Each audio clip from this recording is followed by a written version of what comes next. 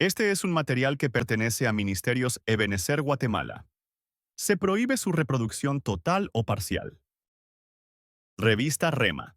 Edición 187. Octubre 2025. Las fuentes de AXA. Tema número 10. Fuente del Consuelo. Por Rodrigo Hernández. Que Dios, la fuente de la constancia y del consuelo, les conceda a ustedes vivir en mutua armonía, según el ejemplo de Cristo. Esto lo vemos en Romanos, capítulo 15, versículo 5, en la palabra versión hispanoamericana. La palabra consuelo o consolación viene de la palabra griega G3874. Paráclesis. Según la concordancia, Strong se traduce: exhortación, confortar, consolación, consolar, consuelo. Según el diccionario expositivo Bain, se traduce llamamiento al lado de uno, ya que la palabra paráclesis se divide en dos palabras. Para se traduce al lado y kaleo se traduce llamar. Y el diccionario Tired Definition traduce un llamamiento a aproximarse. Citación. Especialmente por ayuda, ruego, súplica, exhortación, estímulo, consuelo, comodidad, solaz, lo que brinda comodidad o refrigerio. En el versículo base, es decir, Romanos capítulo 15, versículo 5. La palabra versión hispanoamericana, el apóstol Pablo se refiere a Dios con dos atributos: Dios de la paciencia y Dios del consuelo. Estos atributos no son adjetivos humanos, sino realidades divinas. Dios es la fuente y el origen de la paciencia, resistencia firme en medio de las pruebas y de la consolación, ánimo, aliento, fortaleza.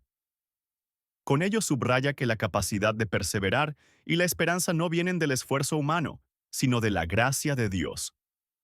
La petición del apóstol Pablo en este versículo es tener un mismo sentir, es decir, una misma disposición, actitud y propósito. No se trata de una unidad externa, sino de una unidad espiritual que surge al mirar a Cristo como modelo y centro. Por eso propone que, en lugar de dividirnos, compartamos un mismo sentir que refleje a Cristo. Continuando con el versículo base, Romanos capítulo 15, versículo 5. La palabra versión hispanoamericana nos enseña que la verdadera armonía en la iglesia, entre hermanos, no se logra por medio de tolerancia meramente humana, sino cuando Dios mismo obra en los corazones, produciendo paciencia, consuelo y unidad en torno a Cristo. En resumen, este versículo 5 de Romanos capítulo 15 es una oración del apóstol Pablo para que la iglesia fortalecida por la paciencia y el consuelo divino viva en unidad de propósito y actitud, reflejando a Cristo en su vida común. La paciencia es necesaria para soportar las debilidades y faltas de los demás, y la consolación o el consuelo es imprescindible para animarse mutuamente en el camino de la fe. Ambas virtudes no surgen espontáneamente del corazón humano, sino que provienen de Dios, que es el Dios de la paciencia y de la consolación o consuelo. De esta forma, Romanos capítulo 15, versículo 5, señala la fuente, Dios, el medio paciencia y consolación y el fin unidad en Cristo. Es un recordatorio de que la Iglesia está llamada a vivir en comunión y que esa comunión es un reflejo de la obra de Dios en medio de su pueblo. En el Evangelio de San Juan, el Señor Jesús dijo, Les doy un mandamiento nuevo, ámense unos a otros. Ustedes deben amarse de la misma manera que yo los amo. Juan capítulo 13, versículo 34. Traducción lenguaje actual. Y en Génesis, capítulo 22, versículo 17. Reina Valera 1909 dice, Bendiciendo te bendeciré. Y Caleb le dijo, ¿qué tienes? Y ella respondió, Concédeme un don, puesto que me has dado tierra del Negev, dame también fuentes de aguas. Él entonces le dio las fuentes de arriba, y las de abajo. Josué, capítulo 15, versículo 18 al 19. Reina Valera, 1960. En este versículo, vemos cómo Caleb, figura del Padre, demuestra su sabiduría a Axa, figura de la Iglesia, ya que escucha y atiende las peticiones de ella. También ilustra la valentía y audacia de Axa, al hacer una petición adicional a su padre y la disposición de Caleb a proveer de forma abundante las fuentes de arriba y de abajo. Nosotros, AXA, como Iglesia de Dios, hemos recibido de nuestro padre, Caleb, el cumplimiento de nuestra petición, las fuentes de agua, y Dios nos ha dado abundantemente más de lo que pedimos, pues nos ha dado las fuentes de arriba y las fuentes de abajo. Tenemos promesas y un Dios todopoderoso, lleno de amor y de misericordia que, si nos encontramos en medio de problemas, enfermedades, desiertos, de circunstancias que no podemos superar, recordemos lo que está escrito. Y a aquel que es poderoso para hacer todas las cosas mucho más abundantemente de lo que pedimos o entendemos, según el poder que actúa en nosotros. Efesios, capítulo 3, versículo 20. Reina Valera 1960. Pedimos, deseamos, necesitamos, pensamos, queremos. A Dios sea toda la gloria, el honor y la honra por siempre, pues tenemos un Padre maravilloso, el Rey del universo, y ese Rey es nuestro Papá, el Dios de todas las fuentes que necesitamos para nuestro diario vivir. Te invitamos a escuchar el próximo tema, Revista Rema, la voz de los 5 ministerios. Tema número 11, Fuente de Esperanza, por Pablo Orellana y Mónica de Orellana. La Biblia, Arcas Fernández, dice en Romanos capítulo 15, versículo 13. Dios, fuente de esperanza, llene de alegría y paz vuestra fe, y la acción poderosa del Espíritu Santo os colme de esperanza. La esperanza es un tema fundamental en las Escrituras.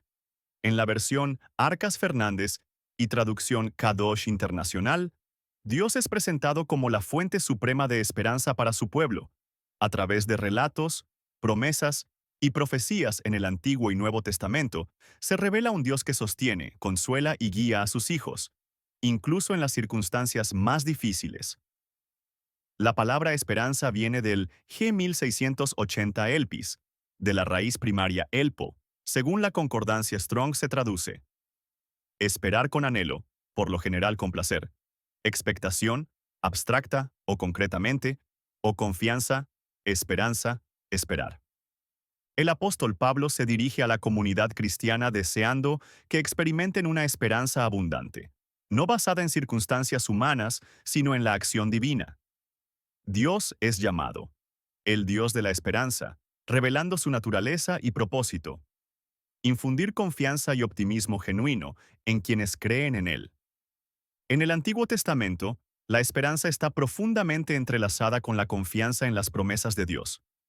El pueblo de Israel a menudo enfrentó desafíos como la esclavitud, el exilio y la opresión, hallando fortaleza en la certeza que Jehová cumpliría sus promesas. Génesis capítulo 15, versículo 13 al 14. Tal vez no todos estaban atentos a esa promesa o con esa esperanza, pero llegó el día de la liberación por medio de Moisés. Éxodo capítulo 6, versículos 6 al 8. Aunque muchos rehusaban escuchar a causa del desaliento, pero Dios es fiel y cumplió su promesa a pesar de ellos. En estos versículos, la esperanza no es un simple deseo, sino una seguridad basada en la fidelidad y el amor constante de Dios, quien actúa en la historia de su pueblo. Y ahora, Adonai, ¿qué esperaré? Mi esperanza está en ti. Salmos capítulo 39, versículo 7. Traducción Kadosh Internacional. El salmista expresa una confianza absoluta en Dios, reconociéndolo como la única fuente verdadera de esperanza. Porque yo sé los planes que tengo para vosotros, declara Yahweh, planes de bienestar y no de calamidad, para daros un futuro y una esperanza. Jeremías, capítulo 29, versículo 11. Traducción Kadosh Internacional. Texto dirigido a los exiliados en Babilonia. Enfatiza que la esperanza está anclada en los planes soberanos y bondadosos de Dios. Pero nunca olvidaré algo que siempre me dará esperanza. El fiel amor del Señor nunca termina. Su compasión no tiene fin. Cada mañana se renuevan. Inmensa es su fidelidad.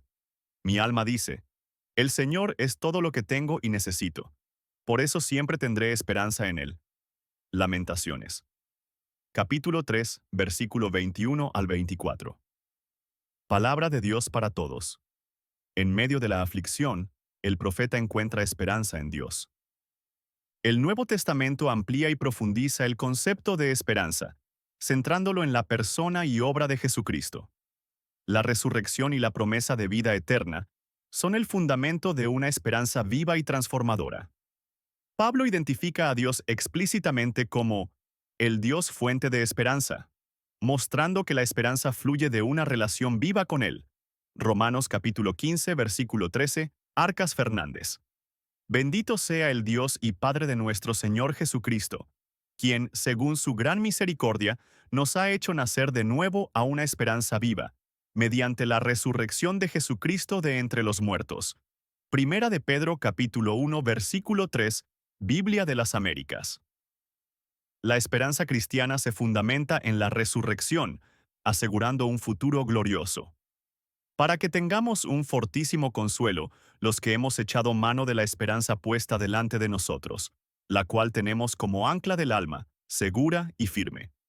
Hebreos capítulo 6, versículo 18 al 19, Biblia de las Américas.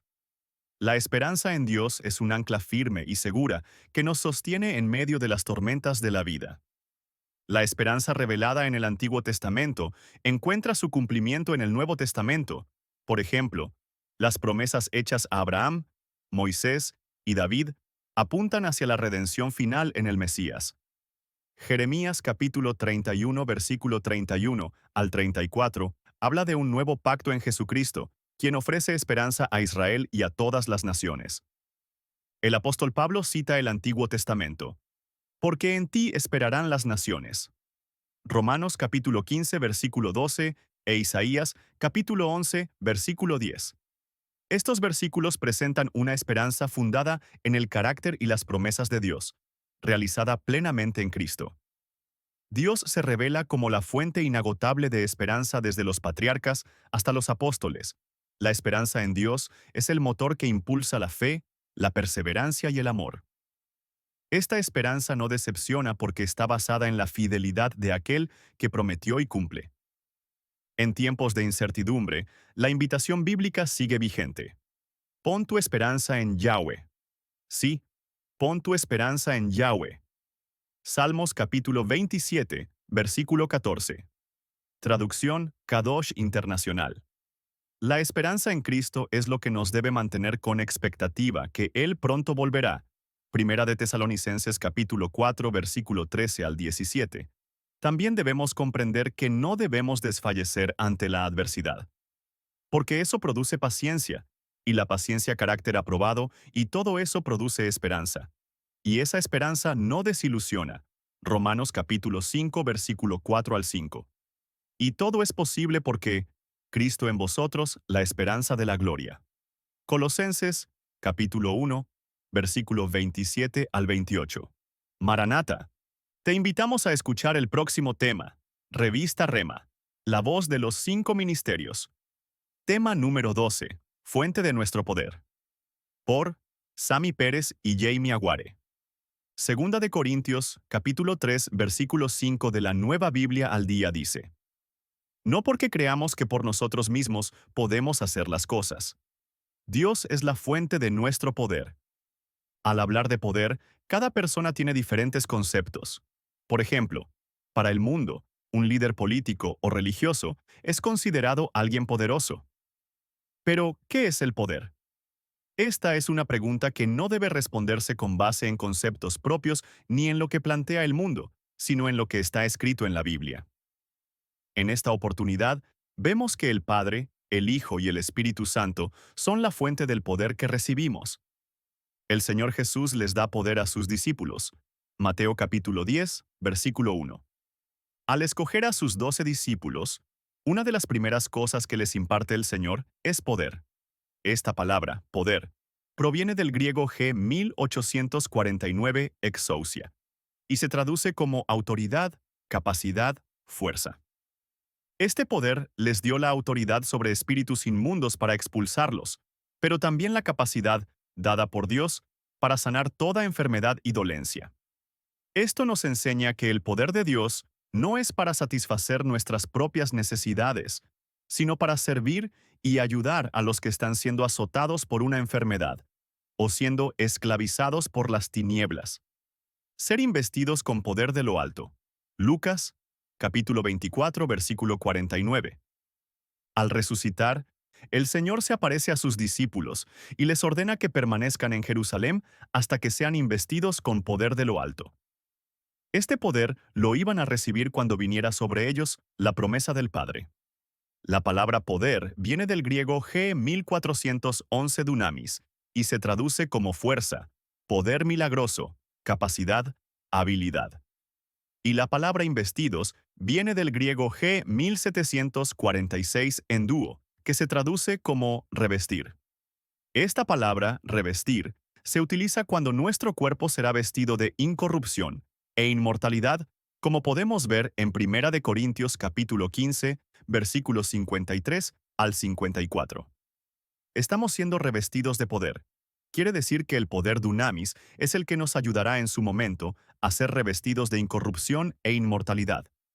Vemos que el poder de Dios actúa en nuestro ser integral, liberándonos de toda opresión de las tinieblas y sanándonos de toda enfermedad en nuestro cuerpo y alma, hasta que nuestro cuerpo corruptible y mortal sea revestido de incorrupción e inmortalidad. Esto nos habla de la transformación final. ¿Cuán importante es este poder? Porque nos llevará a ser perfeccionados en nuestro ser integral, espíritu, alma y cuerpo. Vemos que este es un poder diferente, dunamis, al que habían recibido al ser llamados como discípulos y apóstoles del Cordero, exousia, lo que nos enseña que no debemos quedarnos con una clase de poder, sino ir avanzando hasta que el poder de Dios se perfeccione en nosotros. Llenura del Espíritu Santo, Hechos capítulo 1 versículo 8.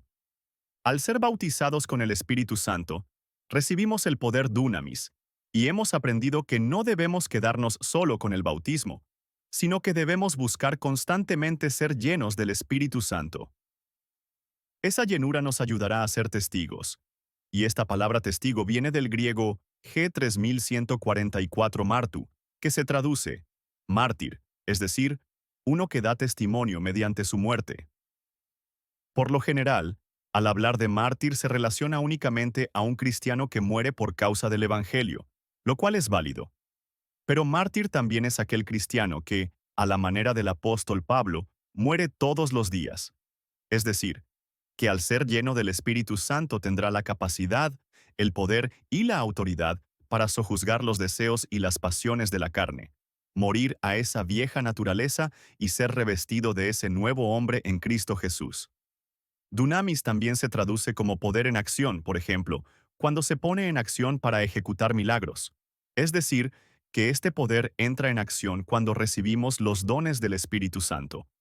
Es un poder que no es exclusivamente de uso y beneficio personal, sino que Dios nos reviste de su poder para que obtengamos los mejores dones, siendo estos los que edifican al cuerpo de Cristo, y no solamente a nivel personal. Debemos buscar ser llenos del Espíritu Santo para recibir de sus dones, y que de esa manera los demás vean y conozcan cuál es el verdadero poder de Dios, y no sean engañados como la gente de Samaria, a quienes por mucho tiempo Simón el mago había asombrado con sus artes mágicas, ya que desde el menor hasta el mayor decían y creían que ese era el gran poder de Dios. Hasta que llegó Felipe, anunciando las buenas nuevas del reino de Dios, y a la palabra de Dios le siguieron las señales y grandes milagros, enseñando de esa manera cuál era el verdadero poder de Dios.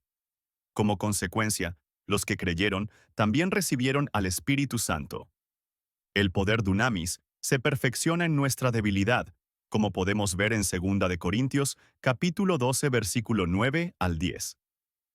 El apóstol Pablo declara que ha sido constituido como ministro de un nuevo pacto, y que tal ministerio no podría ejercerlo si no fuera por Dios, quien es la fuente de su poder. Esto nos enseña que el poder de Dios se manifiesta en nuestra debilidad, es decir, cuando dejamos de confiar en nuestra propia fuerza, entonces el poder de Dios actuará en nuestra vida, dándonos también la capacidad para sobrellevar cualquier dificultad. Te invitamos a escuchar el próximo tema, Revista Rema, la voz de los 5 ministerios. Tema número 13. Fuente de nuestro triunfo. Por Edwin Castañeda y Luis Méndez. La palabra del Señor En 2 capítulo 3, versículo 5, Biblia al día dice, y no porque creamos que por nosotros mismos podemos serles de algún valor. Dios es la fuente de nuestro poder y nuestro triunfo. El diccionario de la Real Academia Española explica que triunfo es la acción y efecto de triunfar, victoria, trofeo, gloria o conquista. La palabra triunfo también tiene relación en tener éxito, logro, notoriedad o fortuna en cualquier empeño.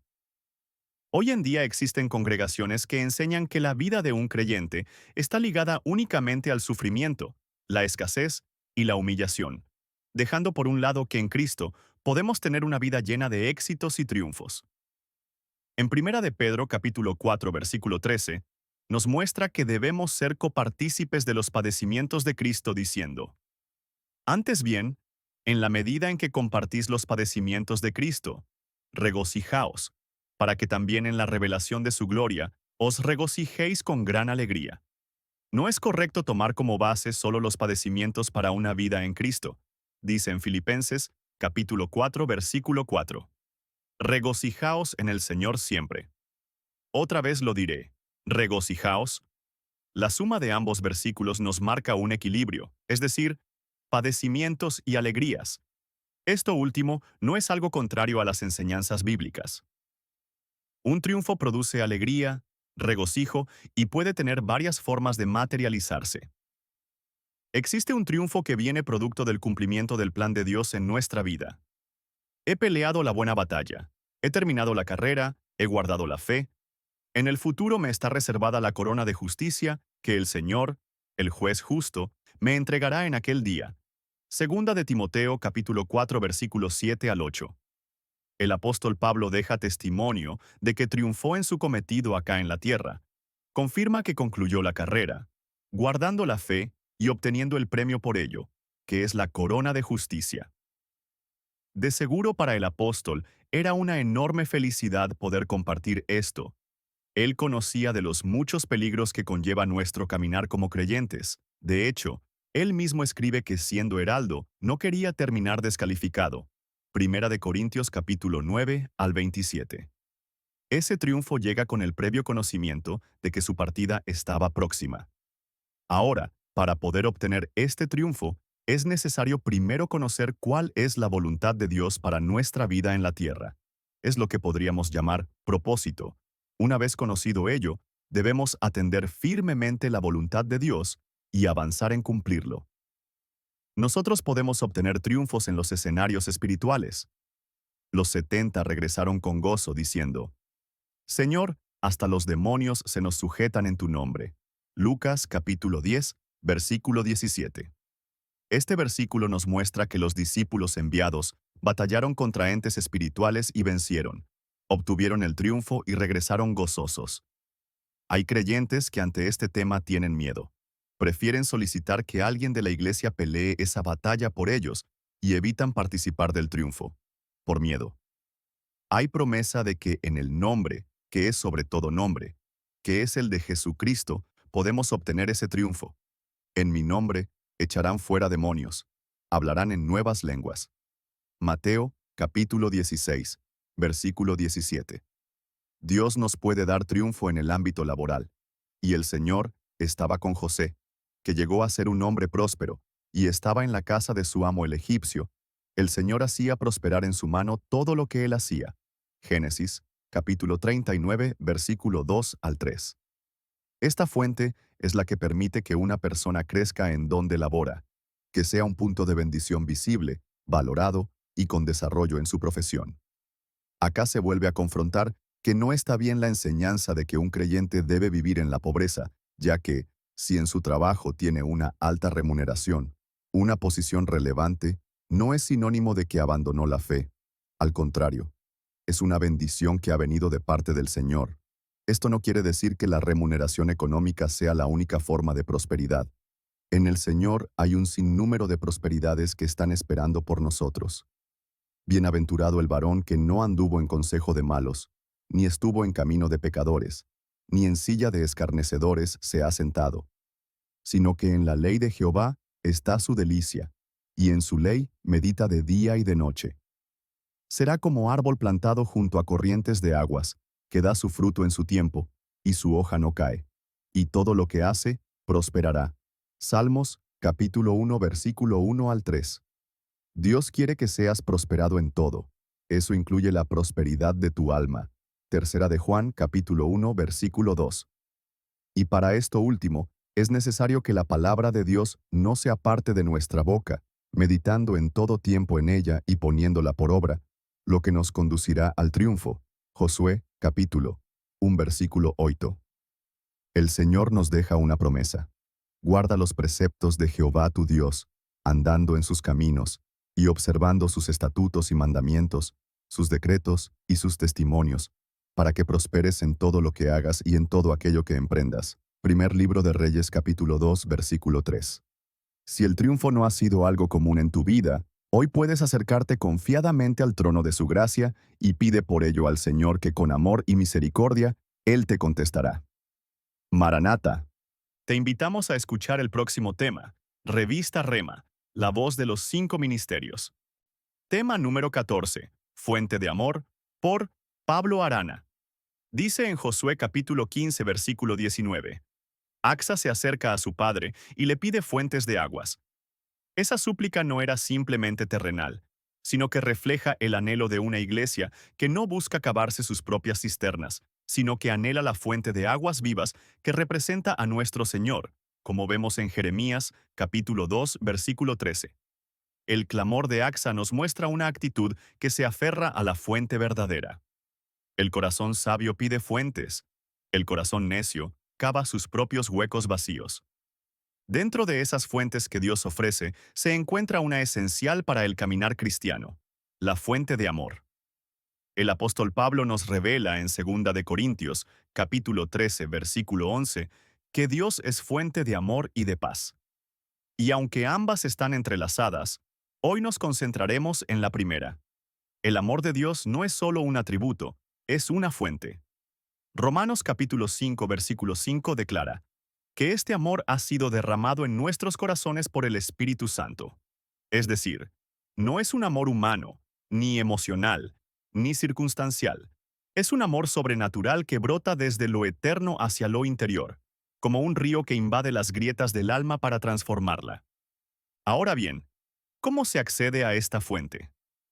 Pablo nos da 5 instrucciones en 2 de Corintios, capítulo 13, versículo 11, que funcionan como llaves para abrir este caudal. La primera es, estén alegres. Esta no es una alegría banal, sino una postura espiritual. Es resistir la tristeza, la amargura, la desesperanza. El gozo del Señor es fortaleza porque establece un muro contra la oscuridad. La tristeza seca las fuentes, pero el gozo del Espíritu las abre. Aún en medio de aflicciones, quien decide alegrarse por fe, está preparando el terreno donde el amor de Dios empieza a correr. La segunda instrucción es permitir ser corregidos. Aquí empieza el verdadero quebrantamiento. No hay amor sin corrección, porque Dios al que ama, disciplina. El corazón que permite la corrección reconoce que hay una sabiduría superior a la suya. Se rinde ante la palabra de Dios, no pelea con la verdad. Esa rendición no lo debilita, lo purifica. Le quita las piedras del ego que tapan la fuente. Cuando nos dejamos moldear por la mano del alfarero, la fuente encuentra su cauce. El siguiente paso es dejarse amonestar. Y aquí es importante entender que esa amonestación muchas veces vendrá a través de las autoridades espirituales que Dios ha puesto sobre nuestra vida. Un pastor que, con amor, nos llama a la reflexión, que corrige actitudes y nos confronta con la Escritura, es un canal de esa fuente. No podemos decir que amamos a Dios y despreciamos la voz del pastor que Él ha levantado. La amonestación pastoral no siempre es suave, pero sí es necesaria. El corazón maduro no se ofende con facilidad, no se encierra en su orgullo ni huye de la reprensión. Al contrario, la recibe como un aceite fresco que limpia, como una vara que endereza. Rechazar la amonestación es bloquear la fuente, pero recibirla con humildad es abrir la puerta a una medida más profunda del amor divino. Después, Pablo nos llama a vivir en armonía. Donde hay unidad, el Señor envía bendición. La armonía no es ausencia de diferencias, sino decisión de caminar juntos en medio de ellas. Como una orquesta afinada, donde cada instrumento es diferente, pero todos tocan la misma melodía. El amor une lo que el orgullo separa. La armonía no es un ideal romántico, es una disciplina espiritual. Donde hay armonía, la fuente fluye sin obstáculos. Donde hay división, se contamina el manantial. Y finalmente, mantener la paz. Aunque la paz será tema de otro artículo, no podemos ignorar que el amor y la paz caminan tomadas de la mano. El amor establece la atmósfera, la paz la preserva. Mantener la paz implica perdonar rápido, hablar con mansedumbre, callar cuando toca y ceder cuando es sabio. Implica negarse a alimentar conflictos innecesarios y decidir, cada día, que nada vale más que la presencia del Dios que habita donde hay paz. El problema es que muchas veces queremos recibir del amor de Dios sin aplicar estos principios. Queremos sentirnos amados, pero sin alegrarnos, sin corregirnos, sin escuchar al pastor, sin armonizar, sin hacer la paz. Y así nos volvemos como esas cisternas rotas que no retienen el agua. Es triste ver creyentes que se secan, y aún más triste cuando, desde plataformas donde debería fluir el río del Espíritu, solo brotan palabras que dividen, que ridiculizan lo santo. El amor no es entretenimiento ni manipulación emocional. Es fruto del Espíritu. La fuente de amor está disponible. Pero hay que buscarla, con determinación, con humildad, con un corazón que sabe que sin ella no puede vivir. El Espíritu Santo ya ha derramado ese amor en nosotros, pero toca a cada uno decidir si dejará que ese manantial corra o si lo bloqueará con indiferencia, religiosidad o superficialidad. Hoy, más que nunca, la Iglesia necesita amar con el amor que viene de lo alto, porque sólo así podrá amar la verdad, soportar la corrección, buscar la unidad y anhelar la gloria de su amado. Te invitamos a escuchar el próximo tema, Revista Rema, la voz de los 5 ministerios. Tema número 15, Fuente de Paz. Por Estuardo Herrarte. Segunda de Corintios capítulo 13, versículo 11. La palabra versión hispanoamericana. En fin, hermanos, estén alegres, permitan que se los corrija, déjense amonestar, vivan en armonía, mantengan la paz. Y Dios, que es fuente de amor y de paz, estará con ustedes. En el final de la carta a la iglesia de Corinto, el apóstol Pablo la amonesta y exhorta para hacer lo bueno. En su cierre, deja un mensaje encriptado sobre una manifestación específica de Dios como fuente de amor y de paz para aquellos que cumplan con ciertos requisitos: estar alegres, permitir ser corregidos, dejarse amonestar, vivir en armonía o ser de un mismo sentir, y, finalmente, mantener la paz. Luego de cumplir con este proceso hermoso, se puede tener esa fuente de amor y de paz que viene a ser parte de la presencia manifiesta de Dios. La paz de Dios es un misterio. La Biblia describe una paz que provee el mundo, y la paz que proviene de Dios a través de su Hijo Jesucristo. La paz de Dios es un misterio porque, para recibirla, primero hay que reconocerse pecador para perdón de pecados, y recibirlo en el corazón, luego hay que buscar la llenura del Espíritu Santo. De esta manera, será posible encontrarla, seguirla y procurarla con todos. En sentido vertical, tenemos a Cristo como mediador de un mejor pacto, un reconciliador que nos lleva al Padre, quien nos envió al Espíritu Santo. Como consecuencia de lo anterior, en el plano horizontal, podemos buscar la paz con nosotros mismos, con nuestros congéneres y con la demás creación. Mensaje de la paz. Dios se muestra como fuente que provee continuamente amor y paz. Es un fluir de experiencias nuevas, de palabra que nos purifica y llena de vida Zoe. La paz son las buenas nuevas de Jesús, sus experiencias y mensajes predicados al poner sus pies en los montes donde transitó en la tierra, de la tentación, de las bienaventuranzas, de la oración, de la sanidad, de la transfiguración, de la liberación, de la escatología, de rendir la voluntad, de escoger a sus enviados, de la ascensión, Gólgota o Calvario. Representa también el caminar de los ministros enviados que anuncian buenas nuevas al pueblo del Señor. Lo que precede a la paz. En primer lugar, es importante llenarse del amor de Dios ante tanta frialdad del mundo, porque a la paz le preceden conflictos o guerras, pero aparece el amor que es mucho más poderoso. Dios es amor. Cuando se lee el mensaje del apóstol Pablo, está hablando en plural, es decir, en la congregación que va más allá de una simple reunión episinagoge. En ese sentido, el concepto de paz mediante el aislamiento es extraño, porque no hay una paz verdadera pretendiendo ocultarse o excluirse de la sociedad. Vemos a continuación los pasos previos para tener a Dios como fuente de amor y de paz. 1. La alegría. Dios ungió a su Hijo Jesucristo con óleo de alegría más que a sus compañeros. Hebreos capítulo 1, versículo 9. Por eso también nosotros somos ungidos con esa alegría que proviene de Él, quien nos reconcilia para con Dios. 2. La corrección. Es recibir el espíritu de paternidad, el espíritu de adopción. El padre corrige al hijo a quien ama debido a la indisciplina. Proverbios capítulo 3, versículo 12, Biblia textual, cuarta edición. 3. La amonestación. La Biblia habla de amonestar a los ociosos. Primera de Tesalonicenses capítulo 5, versículo 14. Esto nos deja ver una habilitación en el servicio, de trabajar, de reposar haciendo la obra. 4. Vivir en armonía. En el cuerpo de Cristo hay muchos miembros. Tenemos que buscar nuestro lugar y procurar la paz con el resto del cuerpo. Colosenses capítulo 3, versículo 15. Es decir, adecuarnos al propósito que Dios tiene para cada uno, sin olvidar que siendo muchos, somos un solo cuerpo, nos necesitamos. 5. Mantener la paz. Cuando recibimos la paz de Dios que sobrepasa todo entendimiento, podemos evolucionar y conocer al Dios de paz, Rey de paz y Príncipe de paz en un reino de paz. No es lo mismo tener la paz de Dios que tener al Dios de paz. El vínculo perfecto y el vínculo de la paz.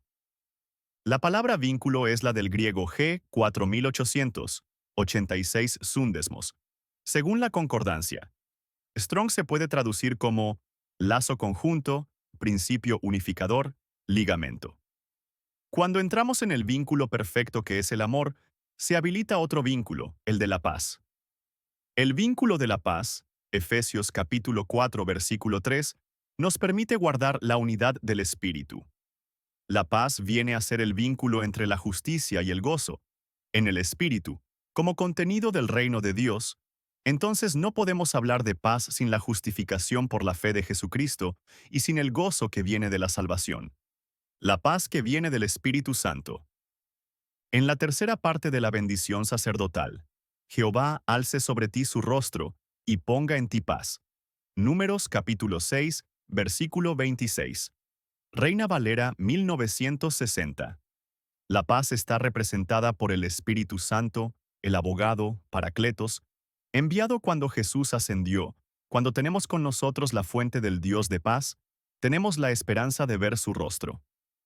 Evolucionemos a ser hijos de paz y sigamos la paz con todos y la santidad para poder verle. Te invitamos a escuchar el próximo tema, Revista Rema, la voz de los 5 ministerios. Tema número 16. Fuente de visión, por Diego Figueroa. Visión puede tener distintos significados, tanto naturales como espirituales.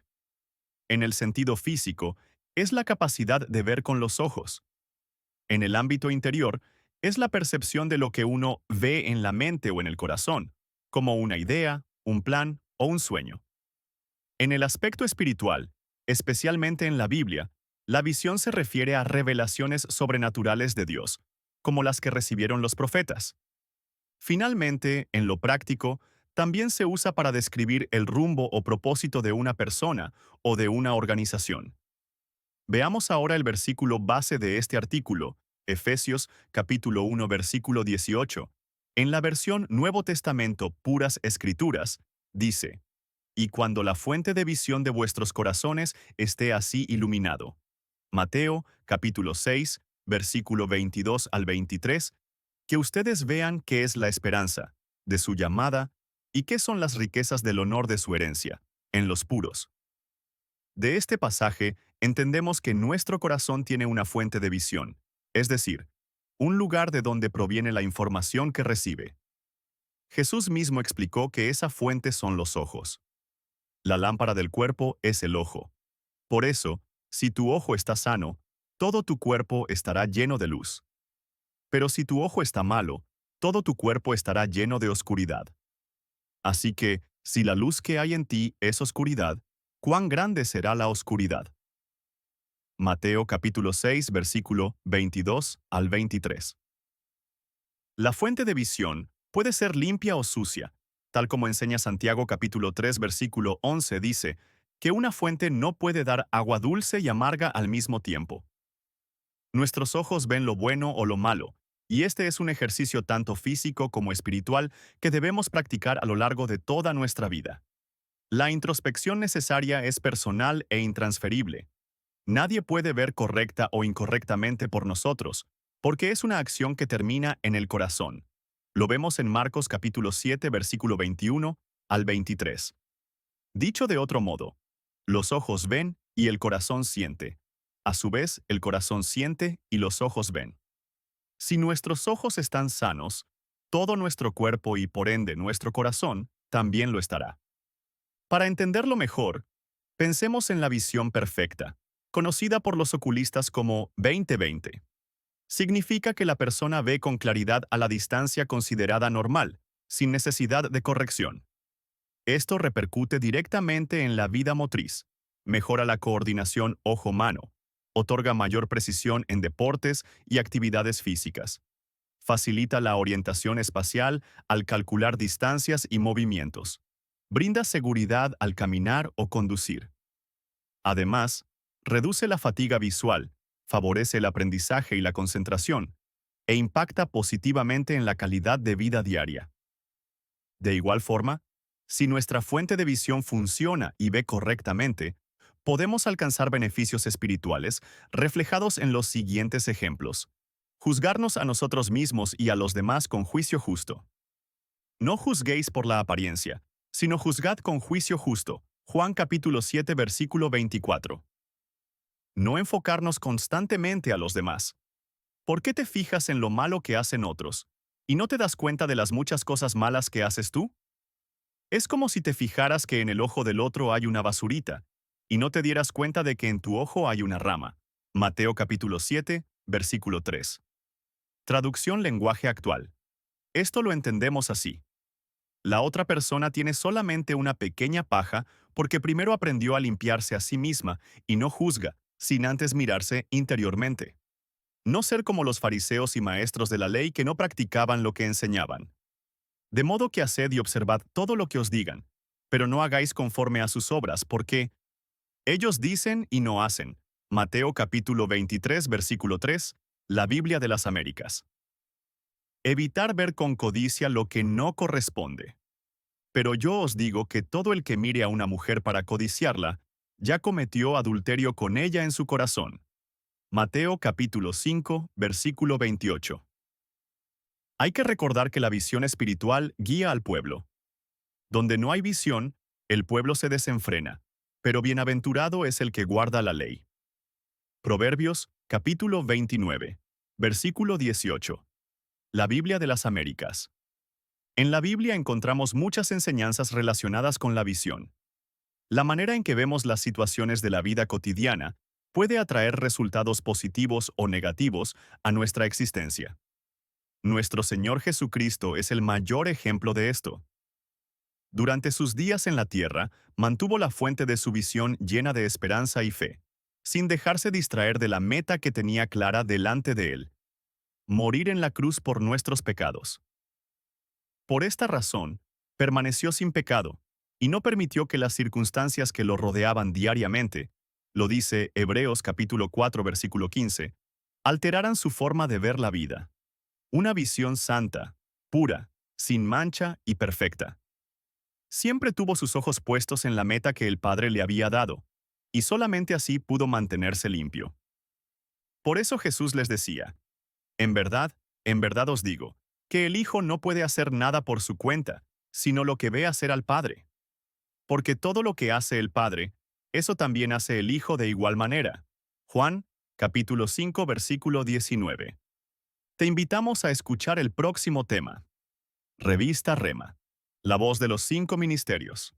Tema número 17. Fuente de fe. Por Vilma Cruz, Carol de Acevedo y Sara Beliz. Dice en Primera de Timoteo capítulo 3 versículo 9, en la Biblia al día, deben guardar, con una conciencia limpia, las grandes verdades de la fe. El estudio del versículo base del presente artículo lo haremos en 2 partes. Primero, deben guardar, con una conciencia limpia. Si nos detenemos un momento en esta parte y hacemos un análisis introspectivo de cómo está nuestra conciencia, ¿qué cosas encontraríamos? Quizás acusación, pecado, culpabilidad, entre otras posibilidades que nos ensucian. Por eso este versículo nos habla de limpieza. Porque el Señor dice en Efesios capítulo 5, versículo 27, que Él quiere presentarse a sí mismo, una iglesia en toda su gloria, sin que tenga mancha ni arruga ni cosa semejante, sino que fuera santa e inmaculada.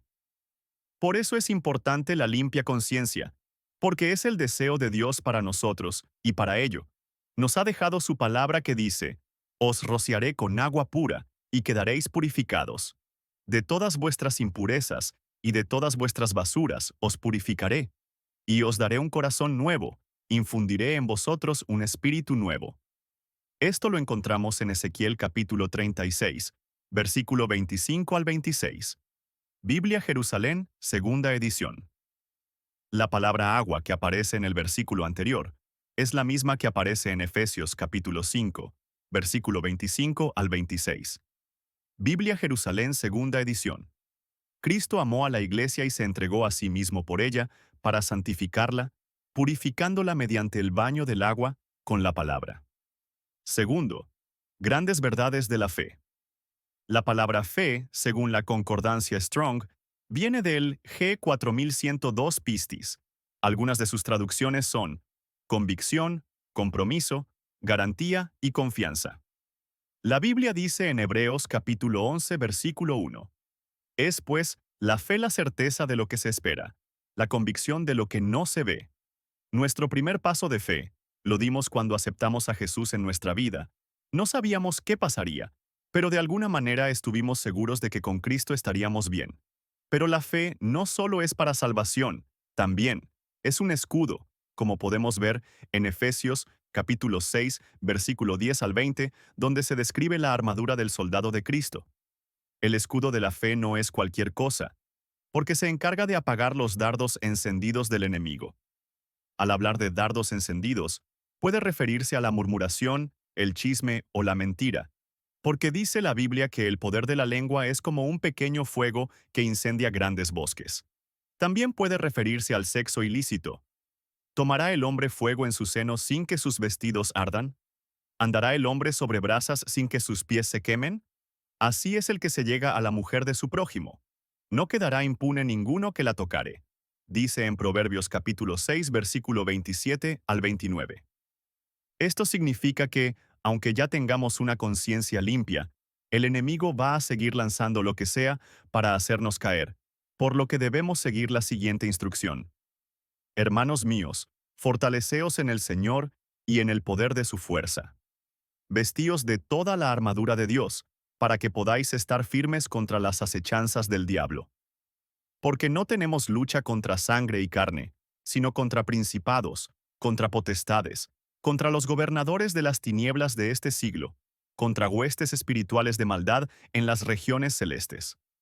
Por tanto, tomad toda la armadura de Dios, para que podáis resistir en el día malo, y habiendo acabado todo, estar firmes. Nos dice el Señor en Efesios capítulo 6, versículo 10 al 13. La fe es un don, como podemos ver en Primera de Corintios capítulo 12, versículo 8. Es uno de los regalos que dejó el Señor para adornar a la novia con la que se va a casar, así como hizo Eleazar, figura del Espíritu Santo, que adornó con joyas a Rebeca, figura de la Iglesia, cuando la encontró para que se casara con Isaac, figura de Cristo. También, la fe es un fruto, como vemos en Gálatas capítulo 5, versículo 22 al 23. El hecho de que la fe sea un fruto nos habla de crecimiento y multiplicación. El reino de los cielos es semejante al grano de mostaza, que un hombre tomó y sembró en su campo, el cual a la verdad es la más pequeña de todas las semillas. Pero cuando ha crecido, es la mayor de las hortalizas y se hace árbol, de tal manera que vienen las aves del cielo y hacen nidos en sus ramas. Dice Marcos, capítulo 4, versículo 31 al 32. Esta es la fe que tenían los amigos del paralítico, pues ellos accionaron por fe a favor de alguien más, no a favor de ellos mismos. Y eso es lo que pasa cuando en nosotros hay una fuente de fe. Nos da vida y esperanza a nosotros mismos, pero también ayuda al necesitado de fe, al débil que no tiene fuerzas. Muy probablemente, muchos de nosotros llegamos a Cristo a causa de la fe de alguien más, y nosotros fuimos quienes recibimos el milagro de la salvación y del perdón de pecados, y se nos dio el gozo de la salvación, nos quitaron toda parálisis, y podemos alabar, danzar y adorar. Debemos sumergirnos en la palabra, pues ella quitará toda mancha en nosotros para que nuestra fe sea una fuente que traiga vida y esperanza. Jesús concluyó diciendo en Lucas capítulo 10, versículo 37, Anda entonces y haz tú lo mismo. Hosana. Te invitamos a escuchar el próximo tema, Revista Rema, la voz de los 5 ministerios. Tema número 18. Fuente de la gracia ilimitada, por José Antonio Arriola Guzmán. Hebreos capítulo 4, versículo 16. Biblia de Estudio del Expositor dice: Acerquémonos, pues, confiadamente al trono de la gracia, para que obtengamos misericordia y hallemos gracia para el oportuno socorro. La Escritura nos permite ver, en el libro de Josué, a Caleb otorgando un don o bendición a su hija Axa, la cual, en el contexto de estos versículos, es figura de la iglesia que se casa, y la bendición que le es concedida a Axa es que posea las fuentes de arriba y las fuentes de abajo. A la luz de estos versículos, podemos entender que la iglesia debe alcanzar estas fuentes, que son un regalo del Padre. En la epístola, a los Hebreos capítulo 4, versículo 16, vemos que una de las fuentes que la iglesia debe obtener es la fuente de la gracia ilimitada. El trono de la gracia es fuente de la gracia ilimitada. Según el diccionario Vine, la palabra hebrea, H3727. Caporet significa propiciatorio, trono de gracia, lugar del perdón y lugar santísimo. En primer libro de Crónicas, capítulo 28, versículo 11, en la versión King James, se usa trono de gracia. En el libro de Éxodo vemos que el propiciatorio era la plancha de oro que cubría el arca del pacto, y era el lugar en donde el sumo sacerdote rociaba la sangre del cordero en el día de la expiación. Es importante entender que el trono de la gracia es el trono del perdón, en donde somos reconciliados con Dios por medio de la sangre de Cristo. Esto quiere decir que podemos acceder y acercarnos al trono de gracia que representa la fuente de la gracia ilimitada, no por merecimientos o esfuerzos humanos, ni por algo que dependa de nosotros, sino por la gracia representada en la obra perfecta que nuestro Señor Jesucristo hizo a favor nuestro, al derramar su sangre en la cruz del Calvario. Hay algunos pasos que debemos realizar para obtener los beneficios de esta fuente, los cuales veremos a continuación. Primer paso. Debemos acercarnos. La Biblia nos dice que antes de recibir a Cristo como nuestro Señor y Salvador, no teníamos pacto, estábamos sin Dios y sin esperanza, y que, a causa del pecado, no teníamos comunión con Dios, pues estábamos destituidos de su gloria, pero que cuando creímos en la obra de Cristo en la cruz del Calvario, y le recibimos como nuestro Salvador, fuimos redimidos, y su preciosa sangre nos hizo cercanos, pues se nos concedió la redención de nuestros pecados, y por eso tenemos libertad para acercarnos y tener entrada al lugar santísimo para tener comunión con el Señor, como lo dice Hebreos capítulo 10, versículo 19. Segundo paso. Hacerlo confiadamente. Hebreos capítulo 10, versículo 22. De la Biblia de las Américas dice: Acerquémonos con corazón sincero, en plena certidumbre de fe, teniendo nuestro corazón purificado de mala conciencia y nuestro cuerpo lavado con agua pura. La palabra sincero proviene de la palabra griega G 228 aletzinos, que según la concordancia Strong puede traducirse como verdadero, veraz, sincero. Debemos acercarnos sin apariencias ni temores. Primera de Juan capítulo 4, versículo 18 dice: El perfecto amor echa fuera el temor, porque el temor lleva en sí castigo. Para acercarnos con corazón sincero, debemos hacerlo sin temor, sabiendo que Dios nos ama, que su amor cubre multitud de faltas y que es suficiente para perdonarnos si reconocemos nuestra condición delante de Él. Podemos acercarnos confiadamente a la fuente de la gracia inagotable, porque no tenemos un sumo sacerdote que no pueda compadecerse de nuestras debilidades. Hay alguien que nos ama, conoce nuestras debilidades y está dispuesto a ayudarnos si nos acercamos con un corazón sincero. Por eso, la palabra dice que al corazón contrito y humillado no despreciará el Señor, como dice Salmos capítulo 51, versículo 17. Tercero, beneficios de la fuente de la gracia ilimitada. Vemos en la Escritura que uno de los beneficios que encontramos en esta fuente es que cuando atravesamos momentos de prueba y aflicción, podemos clamar al Señor para obtener misericordia y gracia para el oportuno socorro.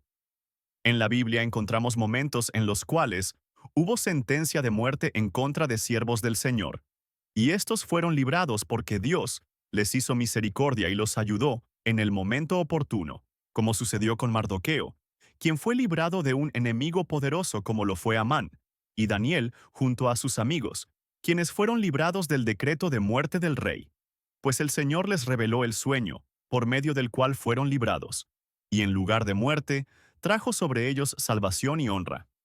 Otro beneficio de esta fuente es hallar gracia. El apóstol Pedro nos dice que en el tiempo final, la Iglesia de Cristo necesita poner su esperanza completamente en la gracia que se mostrará en la revelación del Señor Jesucristo, para ser perfeccionada y ser tenida por digna de escapar de los juicios que vienen sobre este mundo. Por medio de la gracia divina, seremos librados de la ira venidera.